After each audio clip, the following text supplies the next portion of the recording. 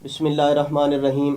السلام علیکم ناظرین، AWC ایگری کے ساتھ میں ہوں آپ کا میزبان طاہر ندیم۔ ناظرین، آج کے اس پروگرام میں ہم گوٹ فارمنگ کے حوالے سے بات کریں گے۔ جیسا کہ آپ جانتے ہیں کہ ہمارے ملک میں دو طرح کی گوٹ فارمنگ ہو رہی ہے، ایک انڈور اور دوسری آؤٹ ڈور۔ آؤٹ ڈور سے مراد میری ہرڈ کی شکل میں، ریوڑ کی شکل میں ہے۔ تو اس حوالے سے آج ہمارے ساتھ جو شخصیت موجود ہیں وہ کسی تعارف کی محتاج نہیں ہے۔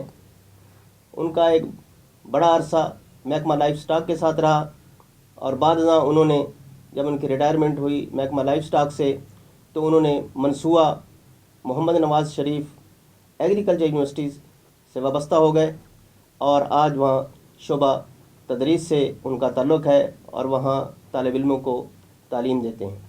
میرا مطلب جناب ڈاکٹر رب نواز کوثر صاحب سے ہے۔ السلام علیکم ڈاکٹر صاحب۔ وعلیکم السلام طاہر صاحب۔ آپ کا بہت بہت شکریہ، آپ ہمارے پروگرام میں تشریف لائے۔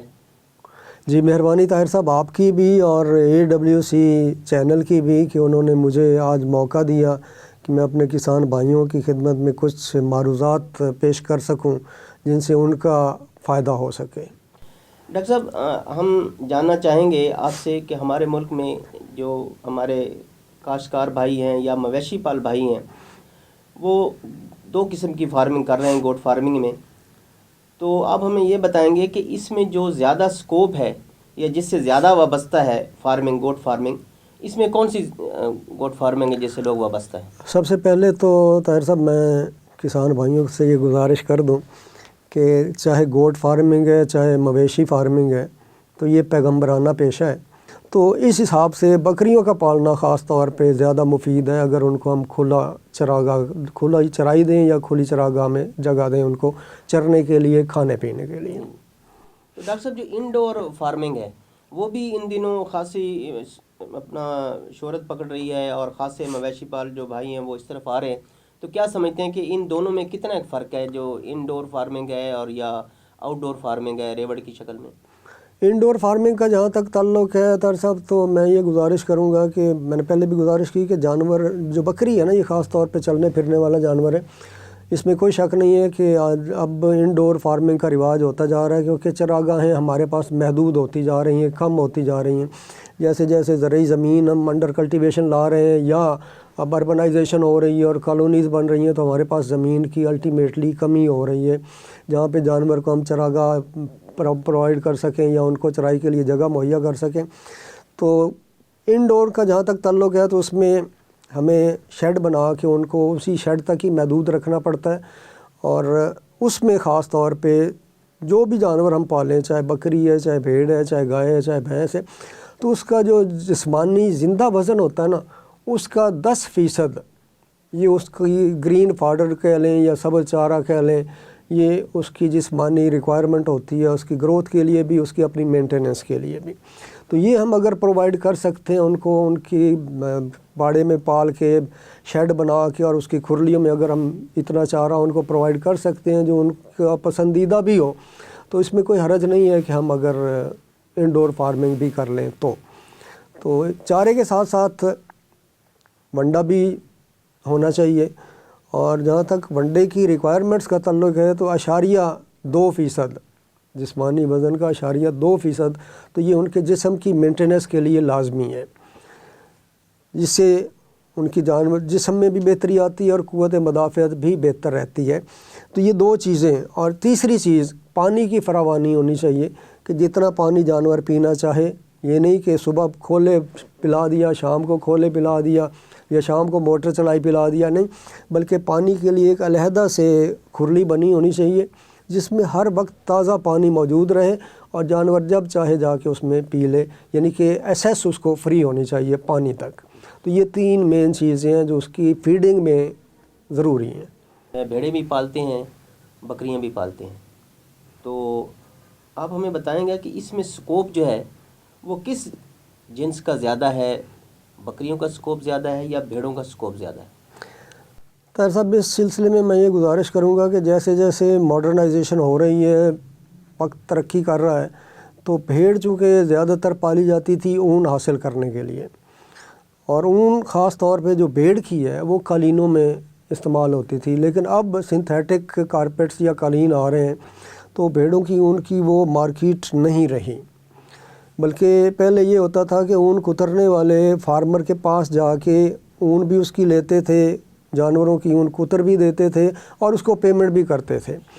اب جب اون کی مارکیٹ نہیں رہی ہے تو اب بھیڑ ہم پالنی ہے ہم نے صرف گوشت کے لیے۔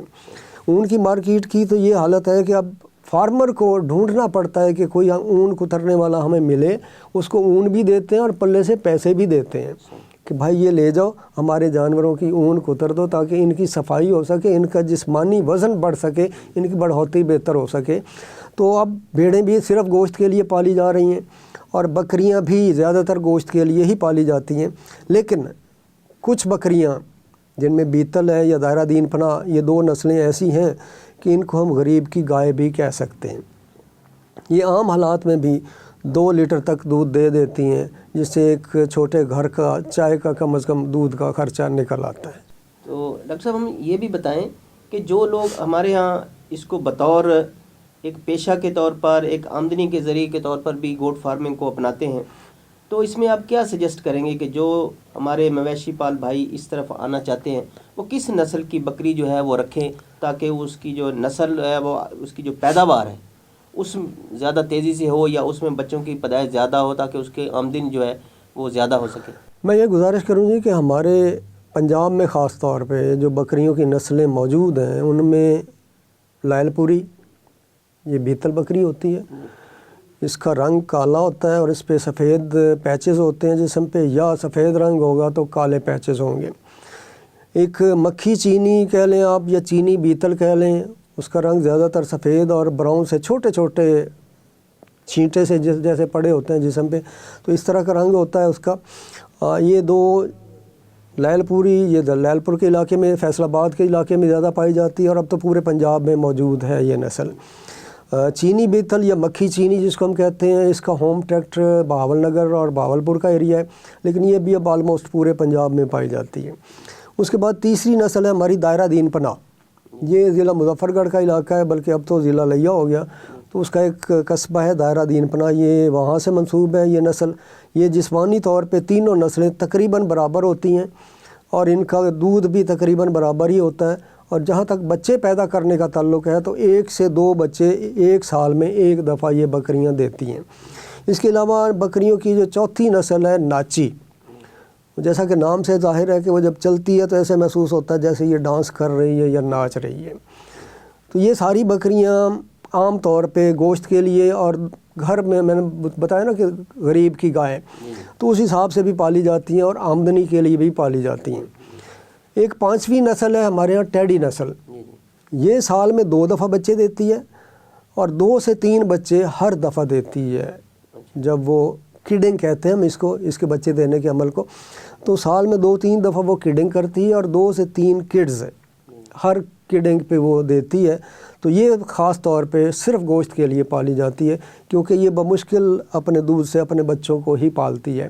اب اسی ٹیڈی میں آپ آ جائیں تو 5 بچے تک کا ریکارڈ ہمارے پاس موجود ہے، گورنمنٹ کا فارم ہے، life stock production and research institute Bahadur Nagar district Okara میں، تو وہاں ایک بکری نے 5 بچے بھی دیے۔ تو ڈاکٹر صاحب ہم نے یہ دیکھا ہے کہ ایک راجن پوری نسل کی بھی کوئی بکری ہے، وہ کون سی ہے اس کو؟ جی راجن پوری، یہ محمد پور علاقہ ہے ڈسٹرکٹ راجن پور کا، اس کو ہم محمد پوری بھی کہتے ہیں اور نکری بھی کہتے ہیں۔ اس کا پورا رنگ سفید ہوتا ہے، وہ جسمانی لحاظ سے کوئی 35 سے 40 کلو تک وزن کرتی ہے۔ وہ بھی گوشت کے لیے ہی پالی جاتی ہے اور خوبصورتی کے لیے زیادہ، جو خاص طور پہ قربانی کے موقع پہ جو لوگ خوبصورت جانور خریدنا چاہتے ہیں تو وہ اس کی طرف زیادہ اٹریکٹ ہوتے ہیں، یہ متوجہ کرتی ہے ان لوگوں کو۔ بیتل کی ہی ایک اور نسل ہے براؤن بیتل، وہ ضلع سرگودا کے علاقے بھلوال میں اور اس ایریا میں پائی جاتی ہے۔ تو لیکن اب تقریباً چونکہ جانوروں کا منڈیوں میں آنا جانا، سیل پرچیز رہتی ہے، تو آلموسٹ سارے پنجاب میں ساری بریڈز اب پائی جاتی ہیں۔ تو آپ جہاں سے کسی اچھا جانور کوئی پرچیز کرنا چاہیں، خریدنا چاہیں، تو اپنے علاقے کی جو نزدیکی منڈیاں آپ اس میں سے وہ جانور خرید سکتے ہیں، وہاں مل سکتے ہیں سارے جانور۔ تو ڈاکٹر صاحب ایز اے ماہر آپ کیا سجیسٹ کرنا چاہتے ہیں کہ جو لوگ ہمارے اس فارمنگ کی طرف آنا چاہتے ہیں تو وہ ابتدائی طور میں کتنی بکریوں سے اپنا کام سٹارٹ کرے اور کون سی نسل سے کام سٹارٹ کرے جو ان کے لیے زیادہ سود مند رہے؟ طاہر صاحب جہاں تک تعداد کا تعلق ہے تو یہ ڈپینڈ کرتا ہے کہ جو فارمنگ شروع کرنا چاہ رہا ہے اس کی جیب کتنی اجازت دیتی ہے، اس کی اپنے مالی وسائل کتنے ہیں۔ اگر تو ہم نے کمرشل لیول پہ لے کے جانا ہے تو کم از کم 50 سے شروع کرنا چاہیے ہمیں، لیکن اگر اتنا سرمایہ نہیں ہے تو کوئی بات نہیں، 15-20 سے بھی کام شروع کیا جا سکتا ہے، جس کو آہستہ آہستہ ہم تعداد بڑھاتے جائیں گے تو پھر ساتھ ساتھ پیچھے سے شامل ہوتی جائیں گی بکریاں۔ تو اس طرح ہم ایک یونٹ جو ہے وہ 50 سے 100 تک ہونا چاہیے، 100 سے زیادہ بڑا یونٹ نہیں ہونا چاہیے۔ ڈاکٹر صاحب جیسے یہ ہرڈ فارمنگ ہے ریوڑ کی شکل میں اور دوسری انڈور فارمنگ ہے، تو اس میں آپ دیکھ بھال کے حوالے سے ان کو کیسے ڈفرینشیٹ کریں گے کہ جو ہرڈ کی صورت میں رکھی ہوئی بکری ان کی کتنی تعداد ہونی چاہیے اور ان کی دیکھ بھال کیسی ہونی چاہیے، اور جو انڈور فارمنگ ہے اس میں کتنی تعداد رکھی جائے، اس کی دیکھ بھال کیسی ہونی چاہیے؟ جہاں تک دیکھ بھال کا تعلق ہے جی، اس میں سب سے مین چیز آ جاتی ہے بکریوں کی ہاؤسنگ، کہ آپ کس طرح کا اس کو باڑا دے رہے ہیں۔ جو بکریاں آپ چرائی کے لیے لے جاتے ہیں ان کو بھی الٹیمیٹلی آپ نے شام کو باڑے میں ہی کھڑا کرنا ہے، اور جو باڑے میں کھڑی ہیں وہ تو آلریڈی باڑے میں ہی موجود ہیں۔ تو باڑے کی صفائی پہلی چیز ہے، باڑے کی تعمیر، کہ تعمیر اس طرح ہونی چاہیے کہ اس میں فرش پہ یا دیواروں میں درزے نہ ہوں، پلستر کی ہوئی دیواریں ہوں، اور فرش جو ہے وہ بھی بالکل کنکریٹ کا تو نہ ہو، سلپری نہ ہو، اس میں ریجز ہونی چاہیے تاکہ جانور سلپ نہ ہو، اس کے پاؤں ٹک سکیں، لیکن دراڑیں باہر نہیں ہونی چاہیے، کیونکہ دراڑوں میں چچڑوں کی نشو و نما بہت زیادہ ہوتی ہے، اور چچڑ مختلف بیماریوں کا سبب بھی بنتے ہیں جو انسانوں سے جانوروں کو بھی لگتی ہیں اور جانوروں سے انسانوں کو بھی لگتی ہیں۔ ان کو ہم زونوٹک ڈیزیزز کہتے ہیں، لیکن اس کے ساتھ ساتھ وہ جانوروں کا خون بھی چوستے ہیں۔ تو صرف دیکھ بھال میں پہلی چیز یہ ہے کہ ہاؤسنگ اچھی ہونی چاہیے۔ دوسری چیز میں خوراک آپ کو بتا چکا ہوں، سبز چارہ، ونڈا اور پانی۔ تیسری چیز یہ ہے کہ جہاں کوئی بھی جانور ہم پالتے ہیں نا تو اس کو گھاس واس ڈالتے ہیں، اس کے اندر مٹی چلی جاتی ہے، مٹی میں مختلف کرموں کے، پیراسائٹس کے انڈے موجود ہوتے ہیں۔ وہ جب پیٹ میں جاتے ہیں تو ان انڈوں میں سے لاروے اور پیوپے نکل کے پھر بڑے کرم بن جاتے ہیں جو جانور کو کمزور کرتے ہیں، جو جانور کے حصے کی خوراک ہے وہ کھاتے ہیں اور جانور کا خون چوس کے اس کا وزن کم کرتے ہیں، اس کی پیداوار کم کرتے ہیں۔ تو دوسری چیز یہ ہے کہ جانوروں کو باقاعدگی سے ڈیورمنگ کروانی چاہیے، یعنی کہ پیٹ کے کیڑے مارنے کی دوائی پلوانی چاہیے۔ پہلی دفعہ جس جانور کو آپ پیٹ کے کیڑے مارنے کی دوائی پلوا رہے ہیں 21 دن بعد آپ اس کو دہرائیں گے، اور اس کے بعد ہر 3 مہینے بعد آپ پیٹ کے کیڑے مارنے کی دوائی باقاعدگی سے پلوائیں۔ البتہ ہر دفعہ آپ سالٹ تبدیل کر سکتے ہیں۔ پیٹ کے کیڑے مارنے کی دوائیوں میں مختلف سالٹس اویلیبل ہیں، جن میں لیوامیسول ہے، البینڈازول ہے، آکسفینڈازول ہے، ٹرائکلوبینڈازول ہے۔ تو جو سالٹ آپ چاہیں وہ ان میں سے لے کے تو آپ کوئی بھی ڈیورمنگ شروع کروا سکتے ہیں، اور پھر ہر 3 مہینے بعد باقاعدگی سے آپ ڈیورمنگ کروائیں گے۔ ڈیورمنگ کروانے سے یہ ہے کہ جانور کو جو آپ خوراک دے رہے ہیں وہ اس کے جسم کو لگے گی، وہ اس کی پیداوار بڑھائے گی۔ اگر آپ گوشت کے لیے پال رہے ہیں تو اس کا وزن بڑھے گا، اگر دودھ آپ لینا چاہ رہے ہیں تو اس کی دودھ کی پیداوار بڑھے گی، اور سب سے اہم بات یہ ہے کہ مختلف بیماریوں کے خلاف قوت مدافعت اس میں بہتر ہوگی۔ ڈاکٹر صاحب آپ ہمیں بتائیں گے کہ جیسے آپ نے یہ ڈیورمنگ کے حوالے سے بتایا، تو تھوڑا سا ہمیں یہ بھی بتائیں کہ ان بکریوں میں جو کوئی وبائی امراض ہوتی ہیں وہ کون کون سی ہیں اور ان کا کیسے سدباب کیا جا سکتا ہے؟ بکریوں میں طاہر صاحب جو بیماریاں ہیں، جو وبائی بیماریاں ہیں خاص طور پہ، ان میں سب سے زیادہ 2 بیماریاں ان کو افیکٹ کرتی ہیں۔ ایک PPR ہے یا کاٹا ہے، اور دوسری بیماری ہے پلورو نمونیا۔ ان دونوں بیماریوں سے ان کا جانی نقصان بہت زیادہ ہوتا ہے۔ پلورو نمونیا جو ہے یہ سردیوں کے موسم میں زیادہ ہوتی ہے، نومبر سے شروع ہو کے فروری تک اس بیماری کا دورانیہ ہے، لیکن اس سے بچاؤ کے لیے ہمیں چاہیے کہ ہم اکتوبر کے مہینے میں ویکسینیشن کروا لیں۔ کنٹیجیس کیپرائن پلورو نمونیا نام سے ویکسین لائف اسٹاک ڈپارٹمنٹ والے کرتے ہیں۔ یہ ہمارے فارمر کو چاہیے کہ اگر محکمے والے اس کے پاس نہیں پہنچ پا رہے تو فارمر کو چاہیے کہ وہ محکمے کے اہلکاروں کو اپروچ کر کے اپنے جانوروں کو اکتوبر کے مہینے میں خاص طور پہ نمونیا کی ویکسین کروا لیں۔ نمونیا میں یہ ہوتا ہے کہ جانور کا سانس مشکل ہو جاتا ہے، اس کو کھانسی آتی ہے، ناک میں سے لعاب نکلتا ہے، چیسٹ کے علاقے ایریے میں اس کو درد ہوتا ہے، اور اس کے لیے چلنا پھرنا بھی مشکل ہو جاتا ہے. اگر اس کو پراپرلی ہم مینیج نہیں کر پاتے ہیں تو جانور کی موت واقع ہو سکتی ہے. ڈاکٹر صاحب، ہمارے مویشی پال بھائی ہم سے یہ توقع کرتے ہیں کہ جن بیماریوں کا زیادہ جانور پر اثر ہوتا ہے یا جن بیماریوں سے زیادہ ان کا واسطہ پڑتا ہے ان کے حوالے سے ہم ان کو کوئی انفارمیشن دیں. تو اس حوالے سے بتائیں کہ بکریوں میں جو بہت ہی کامن ڈیزیز ہے اور جو ان کو نقصان پہنچاتی ہے. میں اسی حوالے سے طاہر صاحب بات کر رہا ہوں کہ نمونیا سب سے کامن ہے. سردیوں کے موسم میں یہ بہت زیادہ متاثر کرتی ہے جانوروں کو، خاص طور پہ بکریوں کو. اور دوسری بیماری جو ہے وہ ہے PPR، اس کو ہم عام زبان میں کاٹا کہتے ہیں. یہ ایک بین الاقوامی تھریٹ کہہ لیں. اس کی وجہ سے ہمارے ملک کا چھوٹے جانوروں کا گوشت ایکسپورٹ نہیں ہو پا رہا. تو اس کے کنٹرول کے لیے بھی محکمہ لائف سٹاک نے FAO کے تعاون سے ایک باقاعدہ پروجیکٹ شروع کیا ہوا ہے. اور اس وقت جو موجودہ حالات چل رہے ہیں، بہاولپور ڈویژن اس کو انہوں نے ٹارگٹ کیا ہوا ہے ڈیزیز فری زون بنانے کے لیے. تو اس میں 100% ڈور ٹو ڈور PPR کے خلاف ویکسینیشن ہو رہی ہے.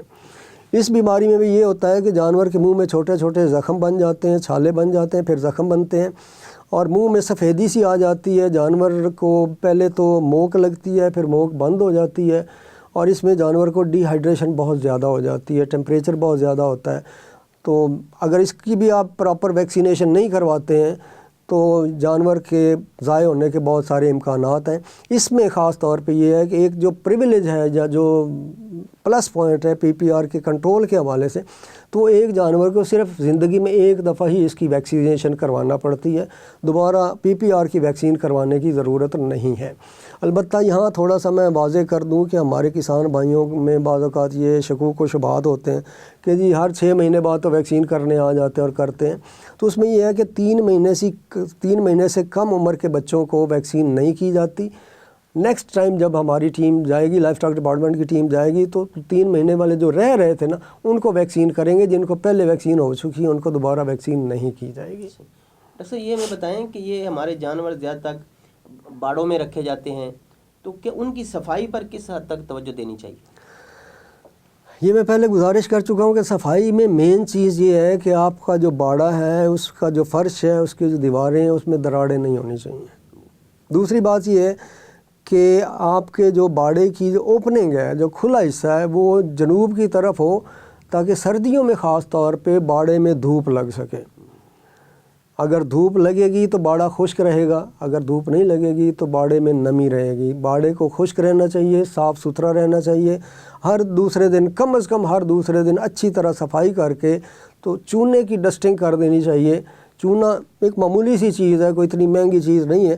اگر ہم اس کی ہفتے میں 2 دفعہ یا 15 دن میں 3-4 دفعہ ڈسٹنگ کر دیتے ہیں تو اس سے ایک تو مختلف بیماریوں کے جراثیم بھی مرتے رہیں گے، اور دوسرا یہ ہے کہ چچڑوں سے بھی ہمارے جانور محفوظ رہیں گے کیونکہ چونا ان کے انڈوں کو تلف کر دے گا. اس کے علاوہ متعدی بیماریوں میں ایک اور بیماری کا میں ذکر کرنا چاہوں گا، انٹیروٹاکسیمیا یا انتڑیوں کا زہر اس کو کہتے ہیں. یہ بھی بڑی عام بیماری ہے، ہمارے چھوٹے جانوروں میں، بھیڑوں بکریوں دونوں میں پائی جاتی ہے. اس میں ہوتا یہ ہے کہ سب سے پہلے تو جانور کو موک لگتی ہے. 12 گھنٹے کے بعد موک رک جاتی ہے، بالکل جس طرح آپ کہہ لیں کہ قبض ہو جاتی ہے. تو نہ مینگنیاں کرتا ہے جانور، نہ موک وغیرہ کرتا ہے. ٹیمپریچر زیادہ ہو جاتا ہے، کھانا پینا کم ہو جاتا ہے، انتڑیوں میں سوزش ہو جاتی ہے جس وجہ سے کھانا پینا کم ہوتا ہے. اور اس میں بھی 24 گھنٹے کے اندر اندر جانور ایکسپائر ہو سکتا ہے. تو اس کی جو خاص عام طور پہ ہمارے جو فارمر ہیں دیہاتوں میں، وہ اس کو پتے والی بیماری بھی کہتے ہیں کیونکہ اس میں پتا جو ہے وہ انلارج ہو جاتا ہے. تو یہ 3 بہت فیٹل مہلک بیماریاں ہیں جو ہماری بکریوں کو لاحق ہو سکتی ہیں. لہذا ان سے بچاؤ کے لیے ہمیں بر وقت ویکسینیشن یا حفاظتی ٹیکہ جات کروا لینے چاہیے. ڈاکٹر صاحب، آپ نے اپنی گفتگو میں ایک بڑی اہم بات کی کہ ان جانوروں سے کچھ ایسے بھی جراثیم ہوتے ہیں جو انسانوں میں بیماری کو منتقل کرتے ہیں. تو اس سے بچاؤ کے لیے مطلب کیا احتیاطی تدابیر رکھنی، کیونکہ ہمارے جو لوگ ان سے وابستہ ہوتے ہیں دیکھ بھال پر، وہ بہت ہی قریب رہتے ہیں جانوروں کے. ایک تو بڑی سی عام سی بیماری جو جانوروں میں تو علامات اس کی ظاہر نہیں ہوتی ہیں لیکن جانور بطور کیریئر کام کرتے ہیں، اس میں وہ چچڑوں کے ذریعے جانوروں میں آتی ہے اور جانوروں سے وہ انسانوں کو لگتی ہے. اس میں خاص طور پہ جو جانور پالتے ہیں، جو جانوروں کے ساتھ ہر وقت اٹیچ رہتے ہیں، وہ لوگ اور کسائی یہ زیادہ متاثر ہوتے ہیں. اس لیے چچڑوں کی تلفی باقاعدگی سے ہونی چاہیے، اس پہ خاص توجہ دینی چاہیے۔ اس بیماری کو ہم کانگو فیور وائرس کہتے ہیں۔ یہ جس انسان کو ہو جاتی ہے تو اس کی 12 گھنٹے کے اندر اندر موت واقع ہو جاتی ہے۔ یہ وائرل بیماری ہے، اس کا کوئی ٹریٹمنٹ کوئی نہیں ہے۔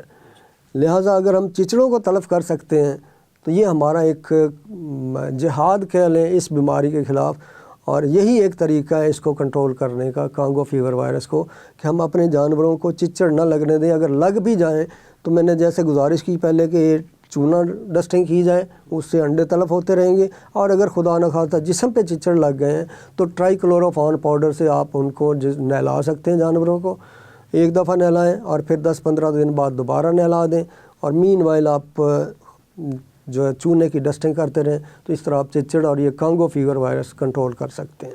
ڈاکٹر صاحب، یہ ہمارے جو خاص کر جو لوگ بکریاں پالتے ہیں ان کو ایک یہ بھی پریشانی رہتی ہے کہ بکریوں کو جو تھن ہے وہ خراب ہو جاتے ہیں، وہ کس وجہ سے خراب ہوتے ہیں اور اس کے مطلب بچاؤ کے لیے ان کو کیا کرنا چاہیے؟ جی، یہ بھی بڑی عام سی بیماری ہے، اور یہ مورٹیلٹی یا موت تو نہیں ہوتی اس میں، لیکن موربیڈیٹی یعنی معاشی نقصان اس میں زیادہ ہوتا ہے، جانور کا بھی اور مالک کا بھی۔ اس کو میسٹائٹس کہتے ہیں، اس کو ساڑو بھی کہا جاتا ہے عام زبان میں، انگیاری بھی کہتے ہیں اس کو۔ تو یہ تھنوں کی سوزش ہوتی ہے، ہوانے کی سوزش ہوتی ہے، مختلف بیکٹیریا ہیں جو اس کی وجہ بنتے ہیں۔ تو اس کے لیے سب سے مین چیز جو ہے وہ نیچے کی صفائی ہے۔ جہاں آپ نے جانور پالے ہوئے ہیں اس جگہ تو کو اچھی طرح صاف ستھرا ہونا چاہیے، وہاں کوئی جراثیم نہیں ہونا چاہیے، کیونکہ جب دودھ نکالتے ہیں نا جانور کا، تو جو ٹیٹ کینال ہوتی ہے جس میں دودھ نکلتا ہے، وہ دودھ نکلنے کے تقریباً آدھا گھنٹہ بعد تک کھلی رہتی ہے، اور جب جانور نیچے بیٹھتا ہے، نیچے گندگی ہوگی تو اس جگہ سے جانور جراثیم جو ہیں وہ تھن کے اندر جا کے اس بیماری کی وجہ بنیں گے۔ اس کی ویکسین کوئی نہیں ہے، اس کی صرف احتیاط اور علاج ہے۔ جب پہلی علامت نظر آئے تو اس کی علامات میں یہ ہے کہ ہوانہ گرم ہو جاتا ہے، بعض اوقات دودھ ہی کسی تھن سے آنا بند ہو جاتا ہے، بعض اوقات یہ ہوتا ہے کہ دودھ کی جگہ پہ پانی آ رہا ہے، بعض اوقات یہ ہوتا ہے کہ دودھ میں پھٹکیاں آ رہی ہیں، اور بعض اوقات یہ ہوتا ہے کہ دودھ میں خون آ رہا ہے۔ ان میں سے کوئی علامت نظر آئے تو فوری طور پہ اس کا علاج کر لینا چاہیے۔ اگر علاج نہیں کریں گے تو یہ تھن اور حیوانہ ختم کر دے گی۔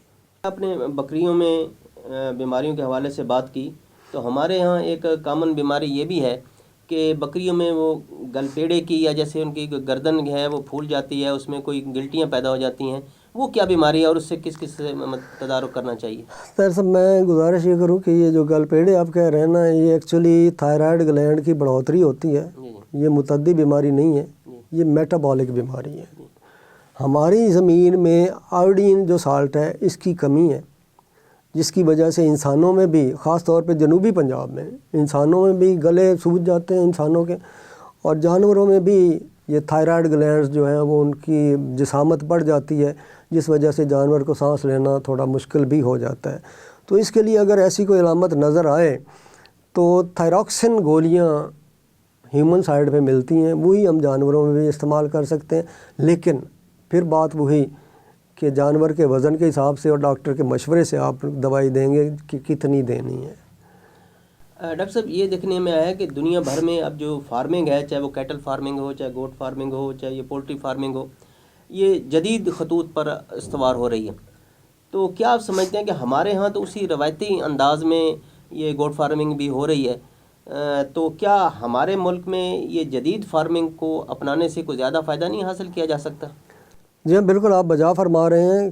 پرانے طریقے جو ہیں ان کو ہم ٹریڈیشنل کہہ سکتے ہیں، جو ہمارے یہاں اس وقت چل رہے ہیں یا جو ہم چلا رہے ہیں، تو اس میں تھوڑی سی جدت کی ضرورت تو ہے۔ وہ میں گزارش کر چکا ہوں کہ جو لوازمات، جو ضروریات جانور کو چاہیے وہ آپ with in his house, with in Hare house, یہ بکری ہے نا تو اس کے بکریاں تو ان کا جو باڑا ہم نے بنایا ہوا ہے نا، جو 4 دیواری ہے، پانی کی ضرورت بھی اسی میں پوری ہونی چاہیے، گھاس وغیرہ بھی اسی 4 دیواری میں ہم ان کو ڈالیں تاکہ باہر ان کو جانا ہی نہ پڑے۔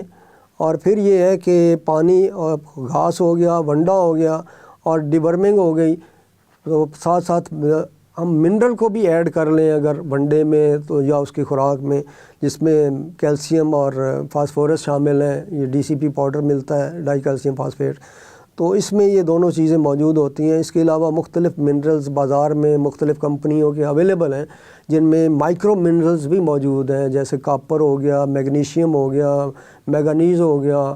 تو یہ ساری چیزیں جانور کی راشن کو بیلنس کرنے کے لیے اگر ہم استعمال کروائیں گے تو یقیناً ہم ان سے زیادہ فائدہ لے سکیں گے۔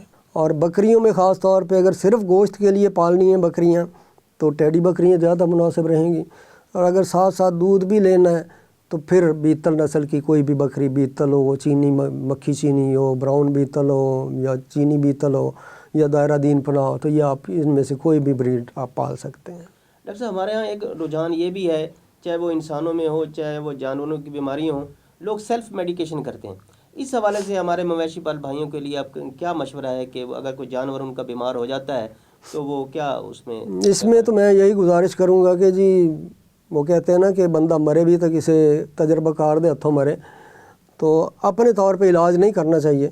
جب جانور کو بیمار ہوتا ہے، آپ کو پہلی علامت نظر آتی ہے، تو فوری طور پہ آپ علاقے کے ویٹنری ڈاکٹر سے رابطہ کریں، وہ اس کا بہتر علاج کر سکتا ہے، بہتر تشخیص کر سکتا ہے۔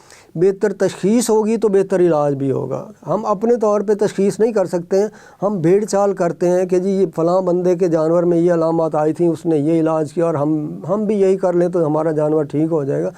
لیکن بلا ضرورت دوائیاں استعمال کرنے سے ایک تو جو جانور دودھ دے رہا ہے اس دوائی کے ریزیڈیوز یا اس کے اثرات اس دودھ میں بھی آتے ہیں۔ وہ جو بندہ دودھ پیتا ہے تو اس دوائی کا جو ریزیڈیو ہے وہ اس جسم میں جاتا ہے، بندے کے جسم میں جاتا ہے، اور اس دوائی سے پھر بندے کے اندر ریزسٹنس ڈیولپ ہوتا ہے کہ اگر بندے میں خدا نخواستہ وہ دوائی استعمال کرنا پڑے تو پھر وہ دوائی وہ رزلٹ نہیں دیتی جو ملنے چاہیے۔ اسی طرح اگر ہم نے جیسے میسٹائٹس والا جانور ہے تو اس کو خاص طور پہ جب آپ کو پہلی علامت نظر آئی ہے تو اس کو بھی آپ پراپر ٹریٹمنٹ کروائیں، اور خاص طور پہ ٹریٹمنٹ کے حوالے سے جو غلط کام کرتے ہیں یا جو ہمیں سمجھ میں نہیں آتا کہ ہمیں کیا کرنا چاہیے، وہ یہ ہے کہ جب ہم جانور کو کوئی دوائی دیتے ہیں نا تو اس کے وزن کے حساب سے اس کی خوراک دینی چاہیے۔ اگر ہم کسی بھی دوائی کی خوراک جانور کے وزن سے کم دے رہے ہیں نا تو وہ فائدے کی بجائے نقصان ہوگا، اور نقصان یہ ہوگا کہ جو بیکٹیریا یا جو جراثیم اس جانور کے اندر موجود ہے وہ اس دوائی سے ہلاک تو نہیں ہوگا، لیکن آئندہ کے لیے وہ اس کے خلاف قوت مدافعت اس جراثیم میں پیدا ہو جائے گی، اور وہ دوائی اگر بعد میں آپ پوری خوراک بھی دیں گے تو اس کا وہ اثر نہیں ہوگا جو ہونا چاہیے۔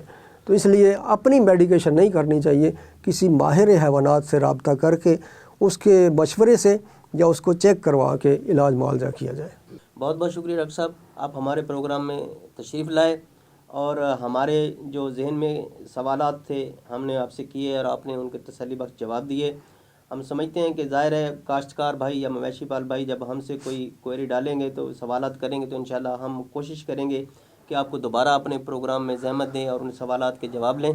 جی بہت شکریہ طاہر صاحب، میری بھی کوشش یہی ہوتی ہے کہ جو کچھ مجھ سے پوچھا جائے جتنا میرا علم ہے اس کے مطابق میں پورا جواب دے سکوں، اور آپ کی بھی اور کسان بھائیوں کی بھی تسلی ہو سکے تاکہ ان کو کوئی فائدہ بھی ہو۔ بہت بہت شکریہ۔ شکریہ۔ تو ناظرین، جیسے آپ نے دیکھا کہ آج ڈاکٹر رب نواز کوثر صاحب نے بہت ہی اچھے انداز میں ہمارے مویشی پال بھائیوں کو مشورے دیے کہ وہ اگر گوٹ فارمنگ کی طرف آنا چاہتے ہیں تو اپنی ان جانوروں کو کن خطوط پر پالیں، ان کی بیماریوں کا، ان کی دیکھ بھال کا، ان کے رکھنے کی جگہ کا کس طرح بندوبست کریں۔ انشاءاللہ اگلے پروگرام کے ساتھ پھر آپ کی خدمت میں حاضر ہوں گا۔ آئندہ پروگرام تک کے لیے اپنے میزبان طاہر ندیم کو دیجیے اجازت۔ اللہ نگہبان۔